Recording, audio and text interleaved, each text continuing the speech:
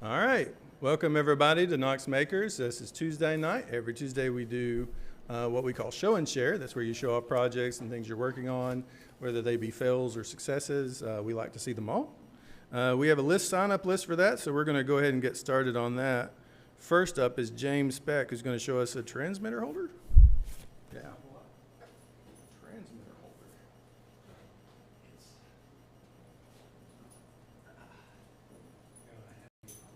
Yeah.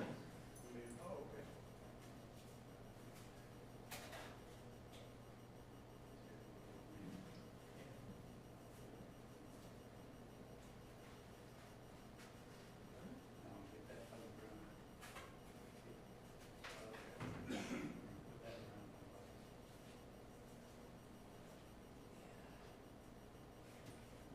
You got it? You're welcome.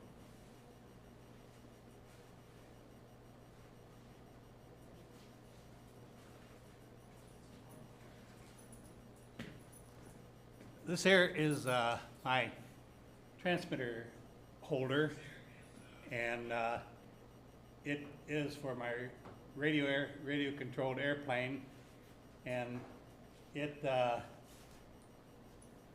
is such that since I have a bad arm, then I have to be able to control it with my other hand. So this thing holds it up, and I am able to operate the controls, and I can, by flexing my hand like this, I can actually control both joysticks with one hand and make my airplane fly.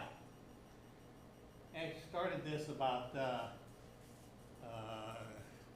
2 or 3 months ago, and because of a whole bunch of different reasons, I never got it finished. This thing isn't made real good, but it's useful, and it does work, and it is the best I could do with one hand. Anyway, the transmitter comes out of it, and you can see down here how it kind of is notched for that handle to fit down in there, and just plop right in there like that, and I can get to all the switches and operate all the different controls like the landing gear and the motor speed, rudder, and stuff like that. So anyway, it took me a while, and with one hand I did the best I could, and that's why we do things here is the best we can.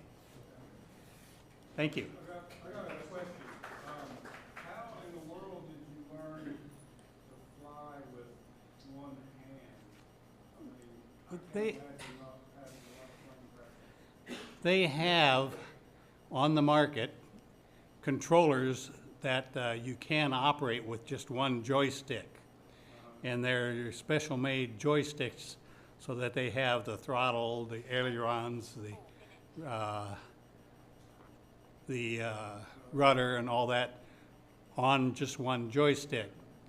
But I decided that that's not the way I do things. I am the kind of guy that faces challenges and learn how to do things the best that I can with what I've got. And so I operate my left joystick, which is the throttle and the rudder, with my palm, and you usually don't change the throttle much, and you don't have to use the rudder because you can turn the airplane with your ailerons.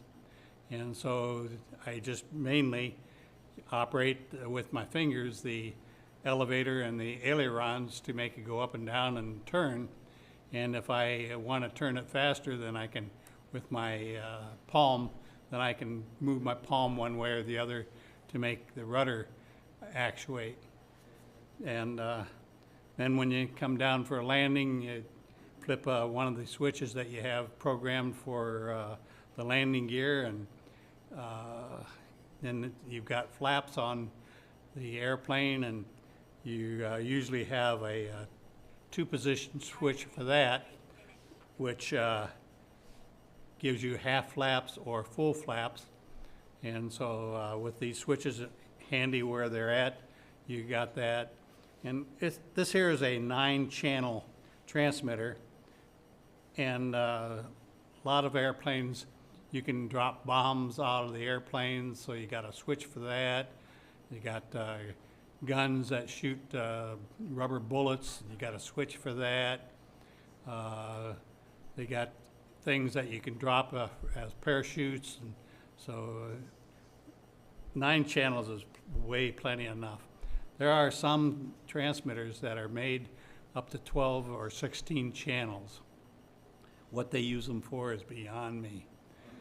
But then there's ones that only have maybe 3 or 4 channels, and of course those are very simple, just the basic operations on it. But any other questions?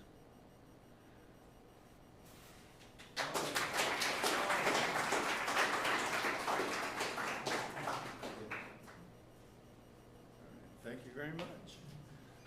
Next up is Isaac with charging a phone the hard way.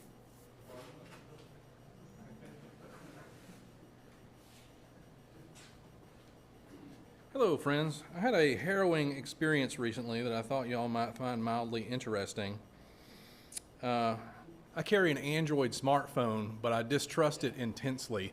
And so I modify the operating system to make it more secure and more private and to eliminate advertisements.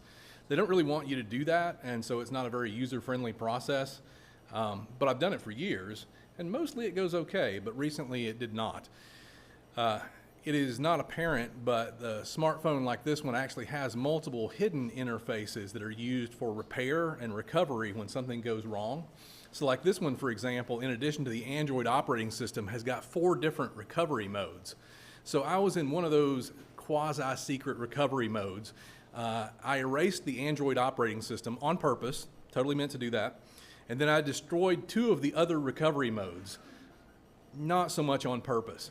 And the one that I could get to lacked the authority to fix my problem. And so that left me with only one recovery mode, which was like the super emergency recovery that lets you basically wipe the whole thing and start fresh like as if it just came from the factory. So, okay, I'll do that, right? I'll start over. I've done that before too, because mistakes get made. What I learned this time was you can't do that if the battery is too low. And this phone cannot charge without Android. So I could not install Android to charge the phone, but I also couldn't charge the phone to install Android. And I was feeling pretty boned. So the only thing I could think of to do was to actually disassemble the phone physically, which was not part of the plan originally. And I thought I would show you what that entailed. So this is me taking the phone apart. If you've never done this, it's a little bit of a white knuckle thing by itself because these darn things are so fancy. You know, you've got like a metal inner chassis, and then it's got Gorilla Glass glued to the front and back. And so you start out with the hot glue gun, the hot air gun. You have to heat up the adhesive to soften it just a little bit, but not so much that you actually damage the electronics. So once you've heated the adhesive just a little bit, then you come in with these suction cups and you pull the glass up just slightly so that you can get this goofy tool in, which is a super rigid, super flexible piece of plastic that you can work around and cut through the tape. And eventually you can get the back off. So that part went okay, surprisingly. And this is the next thing that I see. This is the inside of this phone. You can't even see the battery. This golden thing here, that's the charging coil for wireless charging, and it was all in the way. And so you had to take the phone more apart than that. So about 12 minuscule screws and some gentle prying, and eventually I'm rewarded by being able to pull this thing up and off, and now I can see the battery, and that's this thing here. And this is, of course, like a soft lithium-ion battery pouch. These are affectionately called spicy pillows, because if you poke a hole in them or if you electrically short them, then you'll get a fire that is very difficult to extinguish. And so it's a little bit nerve-wracking because everything is very tiny in there, right? So this business right here, this tiny little rectangle, that's where the battery connects to the logic board. And my plan was to try and intercede between that plug and the battery and charge it in place with other hardware. So I pried that thing up, and as little as it is in this photo, like, all I could tell you was there was a plug. I mean, I'm getting older, my eyes are not what they used to be. I knew there was something going on there, but I couldn't tell you what. There seemed like there was a lot more contacts than I would have expected, though. So this thing had to go under the microscope for sure. So this is a shot in my little digital microscope so you can see this contact better. And there's kind of a lot of positions here.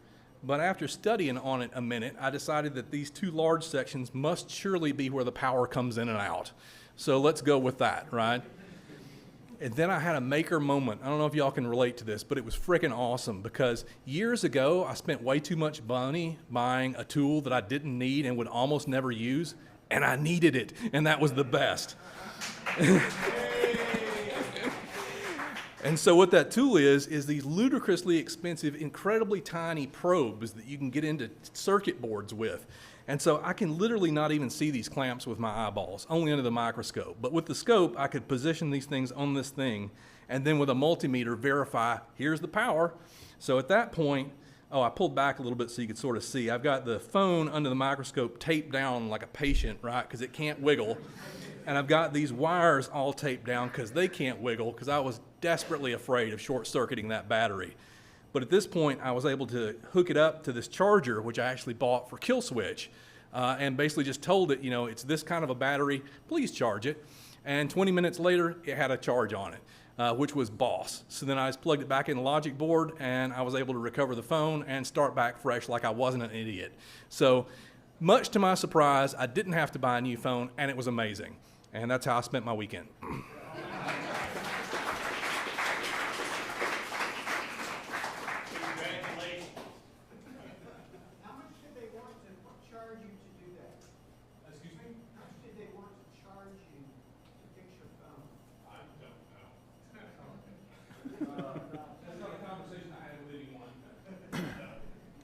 All right. Very cool. Next up is Russell with a lamp.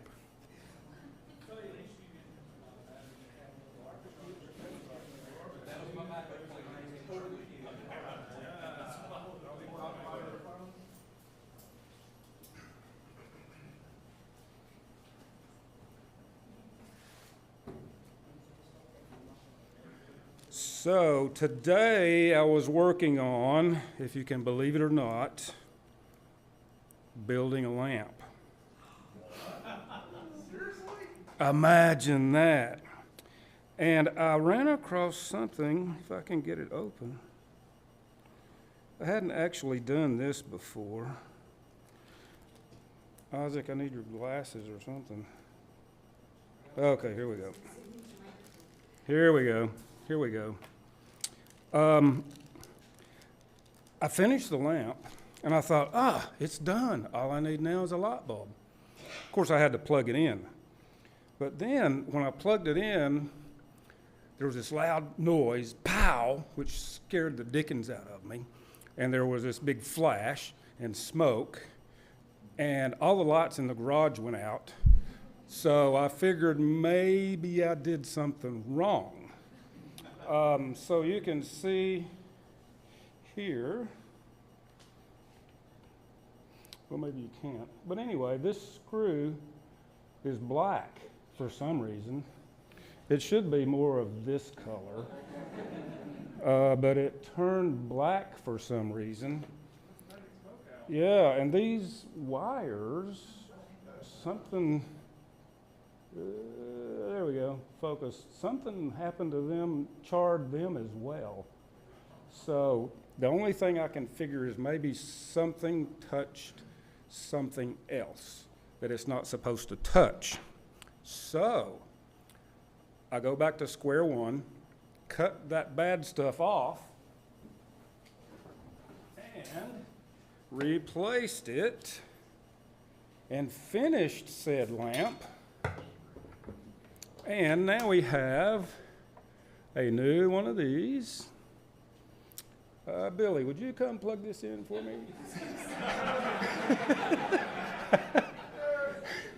Please?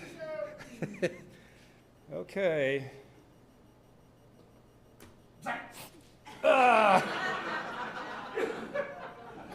Doggone you. Okay, so no blue fire, smoke, or flame. And voila. It's a lamp.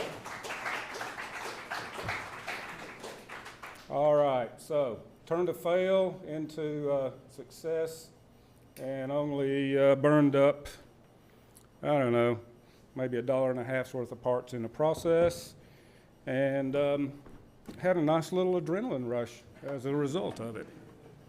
All right. Yeah, I figured it out. When I put the lid back on, it squished these wires up. And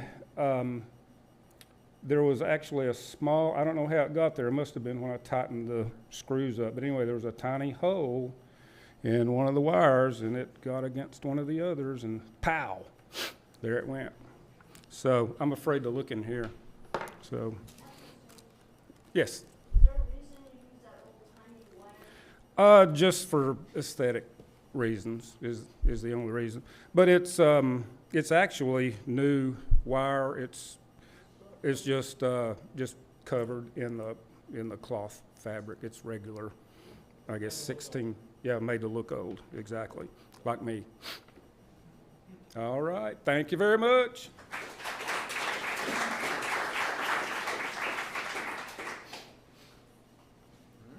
Thank you very much, Russell.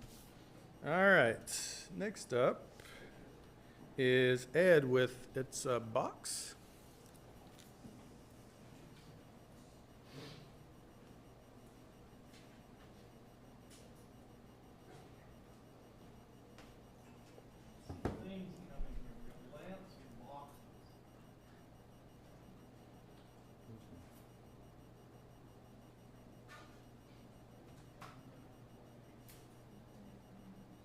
All right.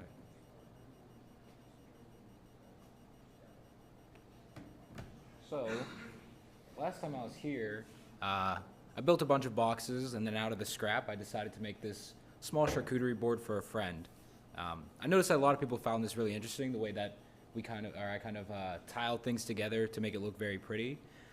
So what I wanted to do was something very similar to that, and I decided to tile something that looks like this.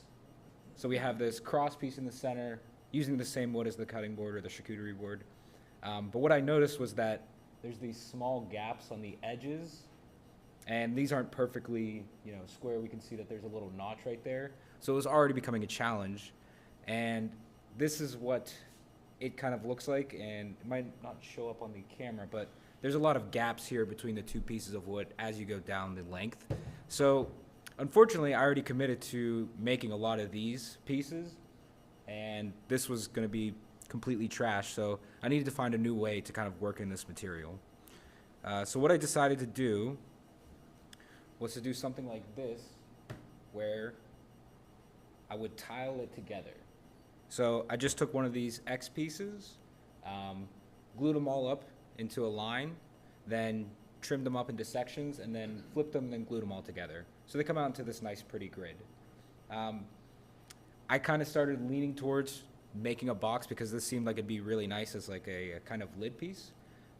So what I decided to do was reuse some of that old material from that board and go with this kind of butcher, with this kind of, end grain pattern. And I did it in a way that I wanted to have the rings kind of meet up with one another, so they kind of look like they're having circles and things like that. And then the final touch that I wanted to put on this piece was to put my friend's name on it. I'm not that skilled with using a wood burner, so I wanted to use a laser engraver, and if Barb's here, who really helped me get this set up, but I was able to etch the name on the side of just a standard piece of material, so that way I can use that for the lid. And then all together, this is what it looks like.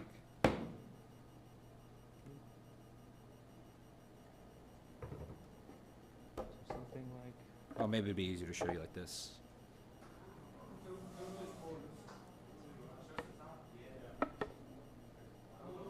Yeah, very good.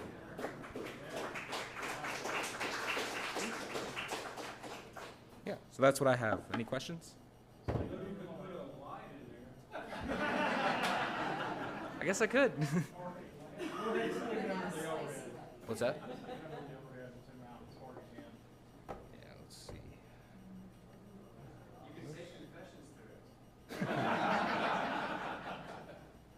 Yeah. And then this is very cool. Nope, the bottom looks terrible because I put my name on it. And I did it with a, right there at the bottom. I did that freehand. It doesn't look great, but that's why it's on the bottom. Great, thanks. All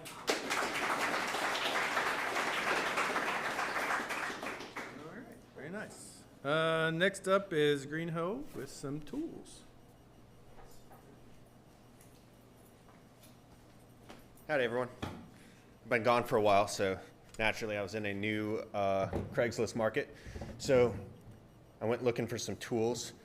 This one I found, this is an old Stanley 607. If you're familiar with these, you're probably more familiar with the number 7. So this was the premium version of the number 7.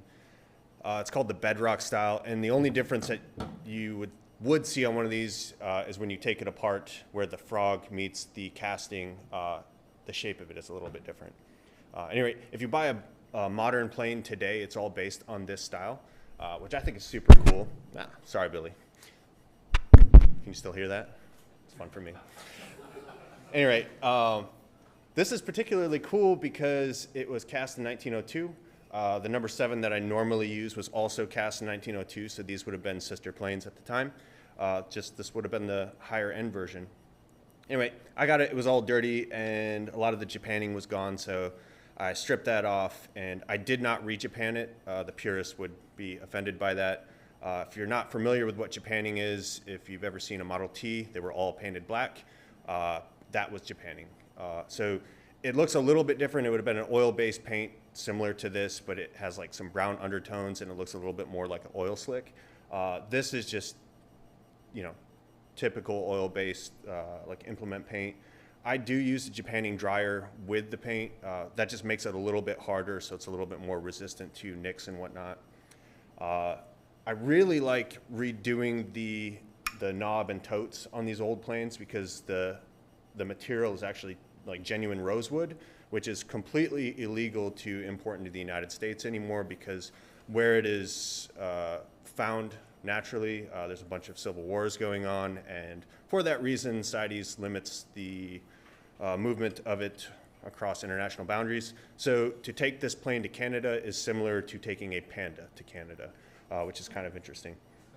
So, what's that? Taking a what, Ken? A Panda. Yeah, same law governs both. Anyway, I'll hand this around. You guys can take a look at it. The blade is extremely sharp, so don't try to shove your fingers up into it, but I have it retracted, so it's totally fine. I'll send this around. Where'd you find it? Over in Nashville. Like a yard sale, garage? Oh, no, just a Craigslist find. Anyway, while I was picking that up, the guy had this thing here, which is an old Stanley Sweetheart. This one will actually fit underneath here, if you can see anything on it. All right, so this is an 1.5 inch bench chisel. Hold it up here. And it was mostly just really dirty, and he didn't see any inherent value in it, so he just gave it to me for free with it. And these are really expensive, actually. So this would have been a pre-war Stanley. So it still says made in the United States on it, and that one actually means it. So I just made a new handle for it the other day. On all of the tools I do, it's boiled linseed oil followed by a paste wax.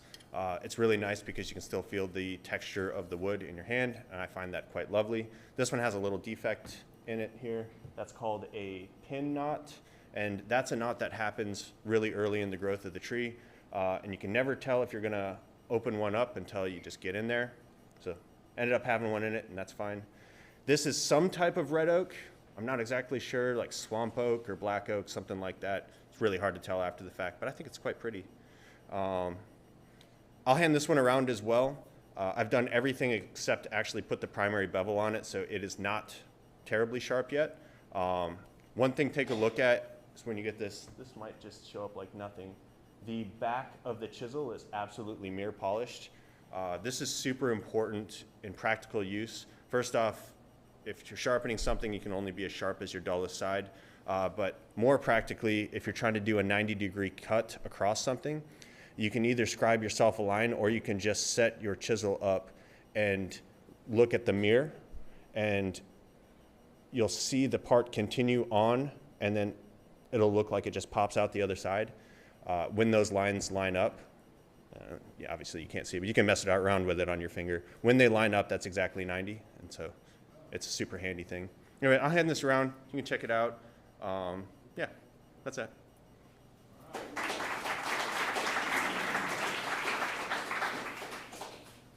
right, thank you very much. Next, Toby's going to troll us, I think.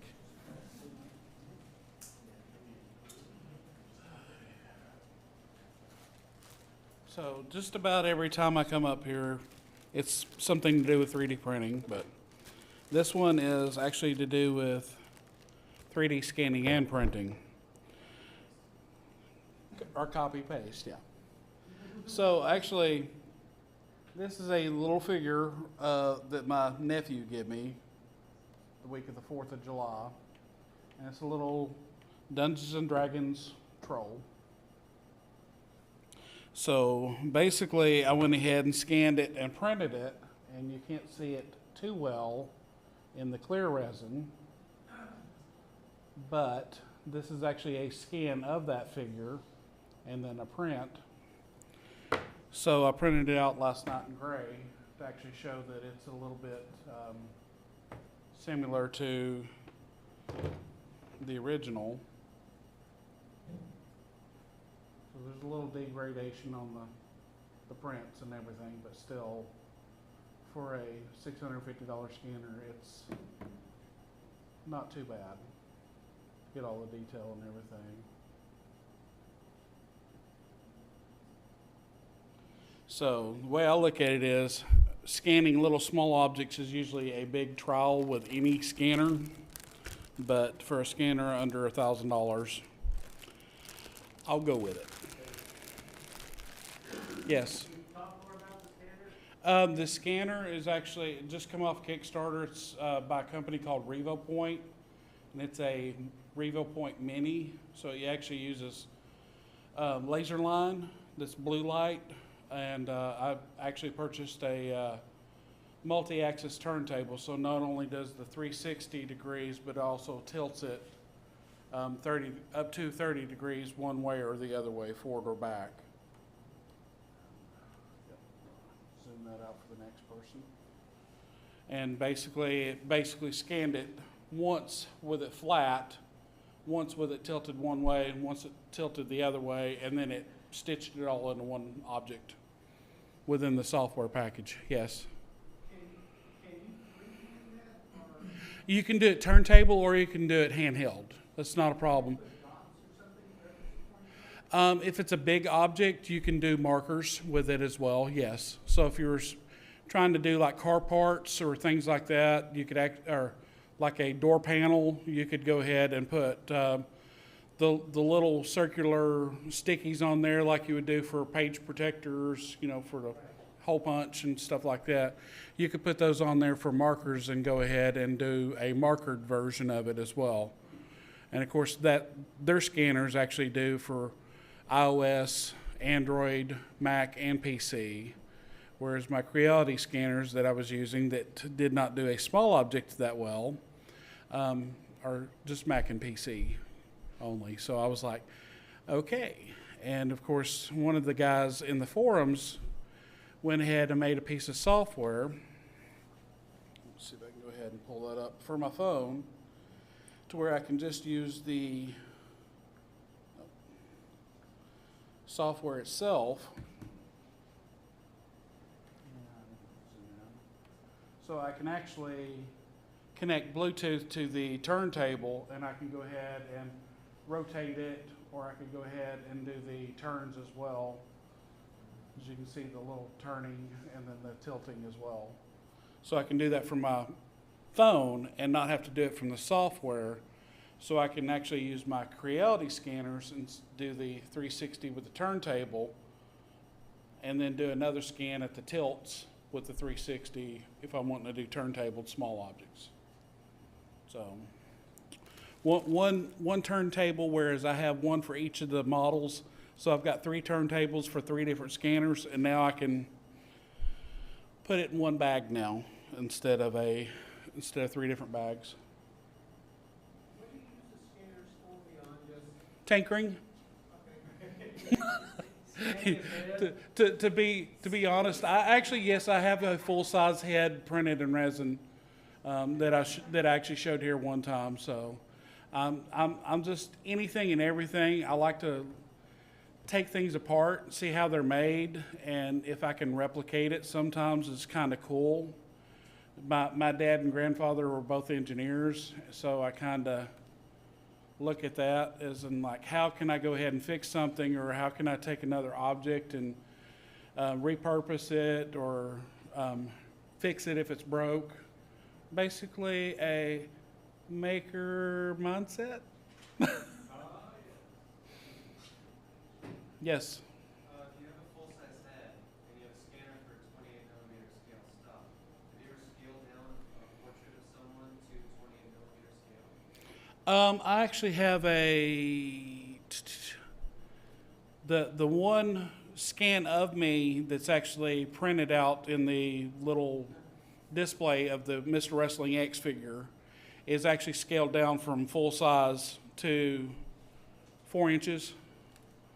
So yes, I've scaled them smaller than 4 inches, but I mean, as far as scale, you can make them as small as you want. It depends on whether your printer can print the little small pieces.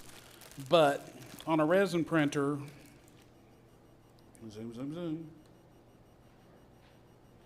I think it did a decent, I definitely want my fingers in there for scale, but I think it did a pretty decent job with the fingers and so forth. So I know it's technically a Dungeons and Dragons figure, but I figured I'll probably back his figures up when I go visit Christmas. Any other questions? So, yeah, if anybody's got any small things, you know, I've usually got weekends open, so I could meet y'all up here and we could give it a shot or something like that.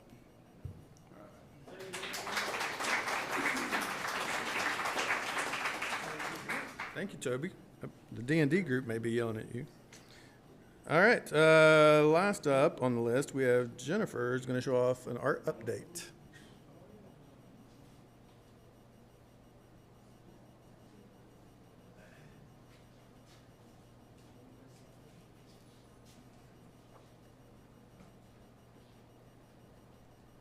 All right, so as many of you know, I've been here for a few weeks and been doing art. This one started out a little dark. I didn't like it. And as with most things, you can paint over, so I did.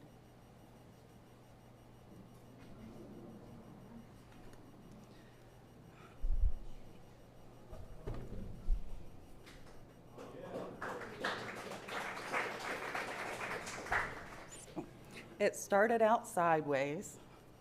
So the original canvas was this way, and the image on it was more celestial, night sky, and kind of dark.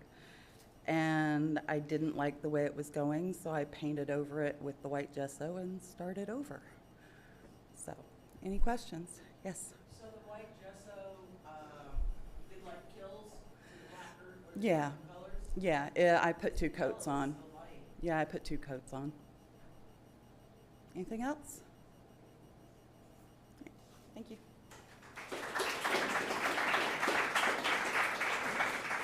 Very cool. All right, that's the last on the sign-up list. Does anybody else have a project they're working on that didn't make it to the list? Going once, twice? All right, so we have quite a few classes on the calendar. Several of them went up today. Tomorrow is a TIG class. It's at 7 p.m. here.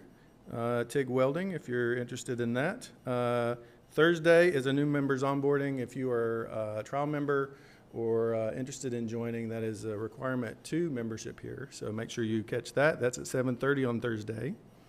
Friday is intro to forging class. That's the authorization class for blacksmithing. That will be at 6 p.m. on Friday. Saturday we have 3 classes: scrap metal art at 10, power hammer at 1, and then sew some covers for metal at 1. And I think that's a sign up and come help make some covers for the new welding machines back there. Sunday is a woodworking 101 class. That's the authorization class for the wood zone. That's at 11 a.m. and then at 2 p.m. is a board meeting. All members are welcome to join any board meeting if you're interested. Monday is the continuation of the Arduino class. It's chapter 5 of it.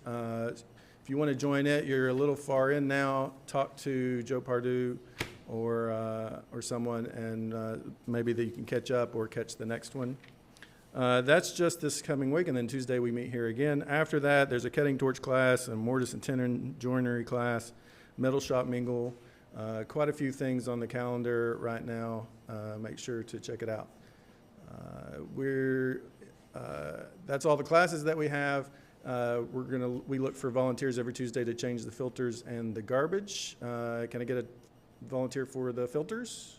Yep, there. And garbage? Yep, there we go. Thank you very much. With that, that's all we got. Now we're just going to go play in the workshop.